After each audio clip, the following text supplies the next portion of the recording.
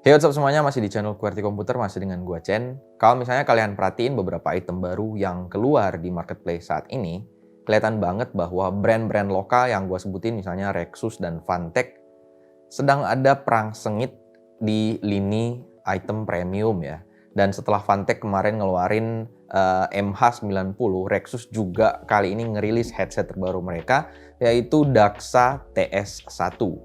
Nah, tapi mungkin MH90 dan Daxa TS1 ini bisa dibilang berbeda segmen ya, karena headset MH90 itu headset yang mode kabel, sementara untuk Daxa TS1 ini adalah headset di segmen dual mode atau bisa wireless, bisa kabel. Dan lewat Daxa TS1 ini kelihatan banget Rexus lagi berusaha untuk meraih market gaming peripheral di lini premium. Nah, tapi bagaimana kira-kira sound karakter atau sound quality dari Rexus Daxa TS1 ini? Bagaimana pula kira-kira build quality dan kemudian kualitasnya worth it gak sih di harganya? Jadi tonton terus video ini dari awal sampai habis, jangan di skip dulu. Dan buat kalian yang baru pertama kali ke channel ini, jangan lupa klik tombol like, subscribe, dan aktifkan tombol lonceng biar kalian gak ketinggalan konten-konten baru dari gua nantinya. Dan oke, sebelum gua mulai videonya, seperti biasanya gua intro dulu.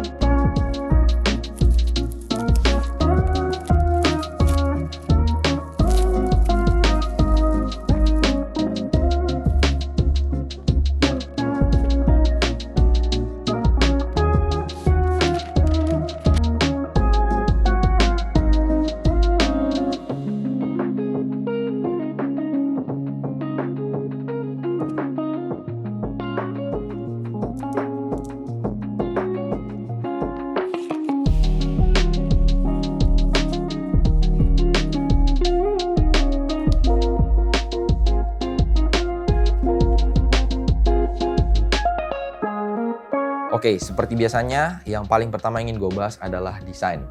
Rexus Daxa TS1 secara menyeluruh desainnya mirip banget dengan SteelSeries Arctis ya. Seperti yang kalian lihat di sini, kedua headset ini memiliki desain yang mirip. Bedanya kalau misalnya Rexus Daxa TS1 memiliki headband yang retractable atau bisa ditarik sehingga bisa lebih menyesuaikan dengan ukuran kepala si pengguna. Sedangkan SteelSeries sama sekali nggak punya retractable headband. Kemudian pada bagian ear cup-nya ini adjustable angle ear cup dan kemudian bisa rotatable juga. Kemudian pada bagian sisi luar dari ear cup-nya ini ada aksen RGB yang melingkar pada bagian pinggiran dan kena juga aksen RGB-nya ke bagian branding tulisan Daxa-nya. Dan menurut gua aksen lampu RGB-nya ini masih cukup oke, nggak berlebihan, nggak norak-norak amat juga. Kemudian bisa juga dimatikan kalau misalnya kalian nggak suka. Nah, pada bagian belakang dari kedua ear cup-nya ini, pada bagian kiri pertama ada dial volume, kemudian ada tombol mute microphone dan juga ada lubang konektor USB Type-C untuk digunakan pengecasan dan juga sebagai USB jack audio. Dan pada bagian kanan belakang dari ear cup-nya ini ada tombol on off yang juga bisa berfungsi sebagai mode dari lampu RGB-nya, dan kemudian ada tombol equalizer. Nah, posisi mic-nya seperti biasanya standar ada pada bagian sisi kiri yang bisa dicopot kalau nggak ingin digunakan dan bisa juga dipasang kalau misalnya kalian ingin menggunakannya. Keseluruhan finishing dari headset ini memiliki finishing matte doff yang diberikan dengan dua pilihan warna, yaitu warna hitam dan warna putih. Selanjutnya adalah informasi singkat mengenai spesifikasi teknis dari headset ini. Nah, headset ini menggunakan driver berdiameter 40 mm dengan rentang frekuensi ada di angka 20 Hz sampai 25.000 Hz yang agak berbeda dengan headset lainnya yang hanya pada sampai 20.000 Hz. Nah, impedensi dari headset ini memiliki tahanan sebesar 32 ohm yang udah juga dilengkapi dengan chipset Triple S. Nah, mikrofonnya seperti yang gue bilang tadi detachable dan memiliki pola tangkapan omnidirectional dengan konektor fleksibel. Nah, headset ini juga punya dual mode, yaitu mode kabel lewat colokan USB Type-C to 3,5 mm audio jack dan juga lewat mode wireless yang dilengkapi dengan USB dongle yang beroperasi pada RF atau radio frequency channel ya, jadi bukan Bluetooth. Kemudian untuk headset ini sendiri karena ini wireless memiliki baterai berukuran 1100 mAh.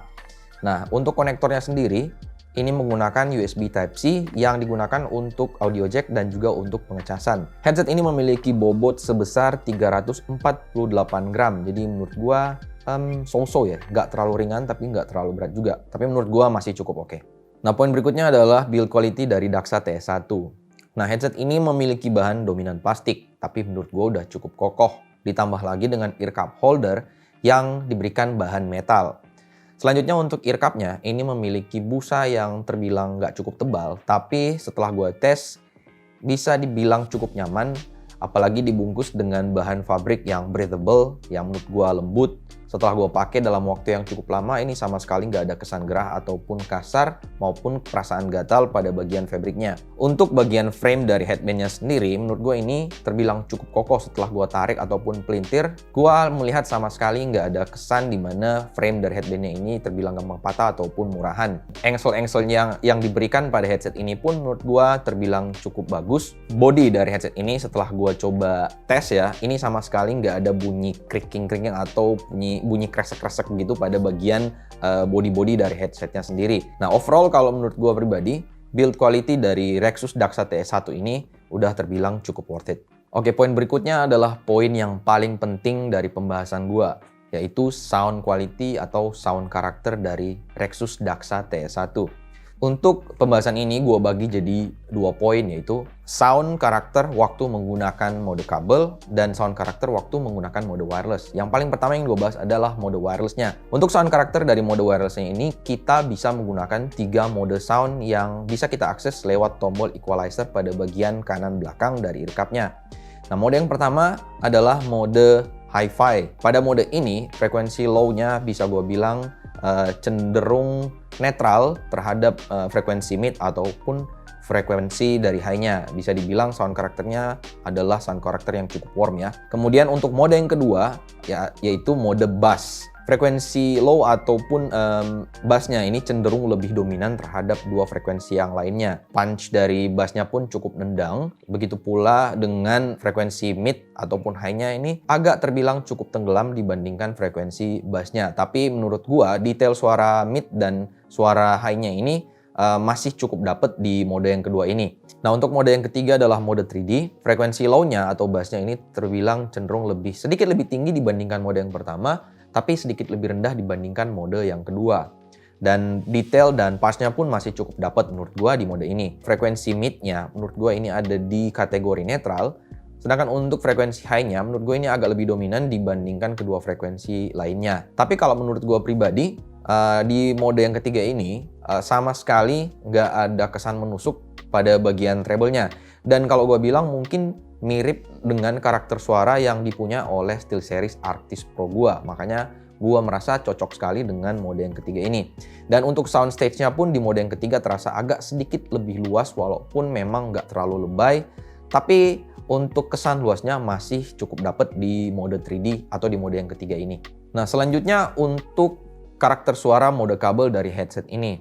Nah, pada mode kabel, frekuensi low-nya pun menurut gua ini cukup flat, punch dan detailnya masih dapet dan sama sekali nggak ada kesan mendam ya pada suara bassnya. Frekuensi mid-nya pun, vokal dan presence-nya pun menurut gua masih cukup tebal, detailnya masih cukup dapet. Kemudian untuk frekuensi high-nya pun bisa dibilang lebih dominan dibandingkan kedua frekuensi yang lainnya, tapi sama sekali nggak ada kesan menusuk waktu kita dengarkan musik ataupun bermain game.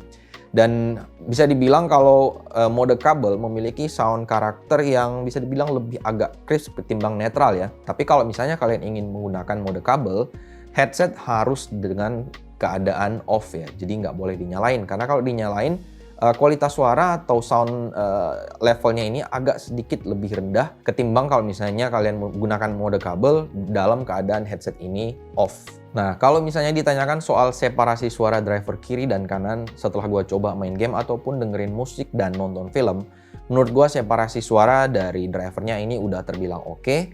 Dan untuk mode wirelessnya, ini memiliki delay yang kurang dari 40 millisecond. Ini yang diklaim oleh Rexusnya sendiri. Tapi kalau setelah pengetesan gua, memang ada delay, tapi mungkin ini sangat-sangat minim ya, dan mungkin kita nggak bakalan ngerasa kalau sebenarnya headset ini masih memiliki delay. Jadi untuk penggunaan main game menurut gua ini udah sangat-sangat oke walaupun masih menggunakan mode wireless. Di mode wireless bisa dibilang sound pressure atau sound levelnya ini agak sedikit lebih lantang dibandingkan mode kabel. Jadi kalau misalnya ingin kalian gunakan di mode wireless, gua saranin untuk supaya level volumenya ini ada di angka maksimal 80%. Karena apabila lewat dari 80% volumenya, gua mulai merasakan ada karakter kasar yang keluar pada bagian vokal dan pada bagian high-nya. Untuk kualitas suara dari mikrofonnya, gua akan coba demonstrasikan biar kalian nilai sendiri kualitas suara mikrofon dari Rexus Daxa TS1. Dan ini adalah kualitas suara mikrofon dari Rexus Daxa TS1. Nah, suara mic-nya kalau menurut gue pribadi, walaupun menggunakan mode wireless, ini bisa dibilang mirip dengan kualitas suara mikrofon dari headset-headset yang masih menggunakan bahan kabel ya. Kompresi suaranya bisa dibilang terbilang sangat-sangat minim di kategori headset wireless. Dan memang kalau pendapat gue pribadi, untuk kualitas suara mikrofonnya pada bagian vokal ini ada sedikit mendam, tapi udah sangat-sangat minim kalau menurut gue pribadi. Dan untuk pola tangkapan dari mikrofonnya, karena masih menggunakan pola tangkapan omnidirectional, jadi masih ke pickup seperti yang kalian dengar di sini. Ini masih lumayan ke pickup ya. Tapi ini udah oke ya, udah mirip dengan headset-headset yang masih menggunakan kabel. Jadi secara overall, sekali lagi menurut gua performance dari mikrofon Rexus Daxa TS1 ini udah bisa dikategorikan oke. Nah, kalau menurut kalian gimana? Gua penasaran dengan pendapat kalian. Tolong share pendapat kalian di kolom komentar di bawah. Nah, headset ini saat ini dibanderol dengan harga 779.000 dalam posisi diskon 35% oleh Rexus di official store-nya di marketplace. Nah, dari sisi sound driver-nya atau kualitas mikrofonnya maupun build quality-nya, menurut gua udah puas banget ya. Dan agak mendekati dengan SteelSeries Arctis Pro gua kalau bicara soal sound karakternya. Nah, begitu pula dari sisi desainnya, karena gua familiar banget dengan desainnya SteelSeries, maka gua cocok-cocok aja dengan desain dari Rexus Daxa TS1 karena headset ini mengadopsi desain yang mirip dengan SteelSeries Arctis. Dan clamping force-nya pun menurut gua ini udah oke, nggak terlalu menekan ke bagian kepala, begitu pula distribusi berat dari headsetnya ini sendiri pun menurut gua udah cukup standar. Walaupun kadang suka bergeser kalau misalnya gua pakai dan kepala memiliki gerakan yang cukup agresif, ini lumayan bergeser ya. Tapi kalau untuk pengguna kacamata, kalau misalnya ada yang penasaran, kalau menurut gue pribadi sih, buat kalian yang pengguna kacamata, ini sama sekali nggak ada masalah ya. Dan untuk bahan foam dan fabric dari ear cup-nya pun, menurut gue ini udah oke banget, nyaman banget. Dan isolasi suaranya pun menurut gue lumayan oke juga ya. Jadi ada kesan yang lumayan kedap. Tapi gue masih bisa dengar suara gue sendiri. Dan untuk foam dari ear cup-nya pun ini kalau misalnya gue pernah nyoba ya, foam ear cup dari headset ini bisa dicopot kalau misalnya kalian mau cuci, kalau udah kotor mungkin udah bau, bisa dicuci. Dan bahkan setelah gue coba, ear cup dari SteelSeries gue bisa gue pakai di ear cup-nya Rexus Daxa TS1. Jadi bener-bener mirip banget ya untuk desain dari ear cup-nya ini, ukurannya sama persis. Dan kemampuan baterai dari headset ini, karena dibekali baterai lithium 1100 mAh, headset ini bisa tahan beroperasi dengan durasi 18 jam kalau misalnya nggak kalian gunakan untuk RGB-nya. Dan diklaim bisa tahan sampai 12 jam dengan mode RGB menyala. Yang menurut gua pun itu udah cukup oke ya kalau misalnya kita gunakan sebagai daily driver. Dan untuk waktu pengecasan yang diperlukan headset ini, ada di angka 2,5 jam kalau misalnya dari 0 sampai 100%. Jadi kalau menurut gue pribadi untuk performance dari baterainya pun ini udah terbilang cukup oke. Dan gue nyaman-nyaman aja untuk menggunakan headset ini. Tapi sekali lagi, boleh dong kalau misalnya gue ada sedikit kritik ataupun keluhan mengenai Rexus Daxa TS1. Dan sekali lagi, ini adalah preferensi gue pribadi ya. Jadi mungkin bisa berbeda dengan orang lain ataupun dengan kalian. Tapi kalau menurut gue pribadi, di harga segitu, Rexus Daxa TS1 harusnya udah didukung dengan software dong. Karena sayang banget chipset SSS-nya ini nggak ada dukungan software, begitu pula dengan lampu RGB-nya ataupun mode equalizer-nya. Atau paling enggak lah, software-nya ini bisa berguna untuk kita memonitor seberapa banyak baterai yang ada sekarang di headsetnya atau tinggal berapa baterai yang ada di headsetnya. Untuk baterainya sendiri kita hanya bisa mengetahui lewat indikator lampu pada bagian ear cup. Kalau misalnya udah kedap-kedip warna merah, ini udah mulai lowbat. Dan juga ada sound pada bagian driver. Kalau nggak salah ada 5 beep sound. Kalau misalnya udah bunyi 5 kali beep soundnya, itu baterainya udah mulai lowbat dan harus kita charge.